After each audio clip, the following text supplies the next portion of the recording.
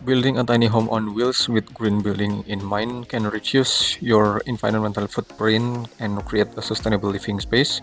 Here are some tips. The first aspect is about the sustainable material, and it has several points. The first point is about the reclaimed wood. Use salvage wood from old building or pallets. Then for the next point, it's about bamboo, a fast-growing renewable resource for flooring and furniture. Then about the recycled materials, incorporate recycled metal, glass, or plastic in your design. Then for the second aspect is about the energy efficiency.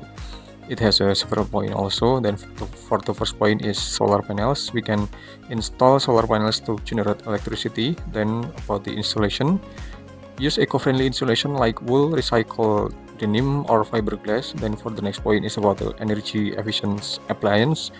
Choose appliance with low energy consumption. Then for the fourth aspect is about the water conservation, and it has a several point. The first point is rainwater harvesting. We can collect rainwater for non-potable use like flushing toilet or watering plants. Then for the next point is about the low flow fixture.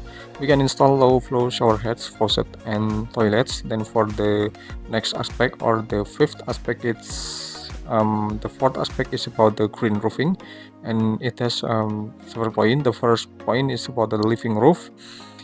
We can plant a small garden on the roof for insulation and aesthetic. Then for the next point is about the green roof material. We can use durable waterproof materials like EPDM rubber.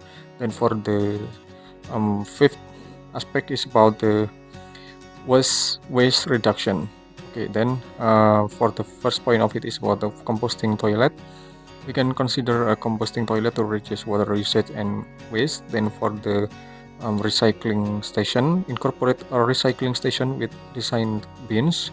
Then for the next aspect, the sixth aspect is about eco-friendly finishes.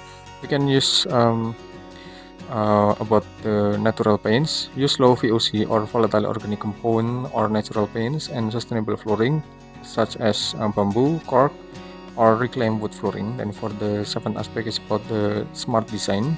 Passive solar design. Orient your tiny home to maximize natural light and heat. Then natural ventilation. Design windows and fans for cross ventilation. Then for the eighth aspect is about the long-term sustainability. We can um, take a durable construction. Build with durable materials to minimize repairs and maintenance access. Ensure easy access to system for maintenance. And for the additional tips is about the off-grid capabilities. We can consider incorporating off-grid system like winder bins or gray weather system. Then for the next point of additional tips is about the eco-friendly cleaning. We can use eco-friendly cleaning products and practices. Then by incorporating these green building tips, you can create a tiny home that's not only sustainable but also comfortable and environmental friendly.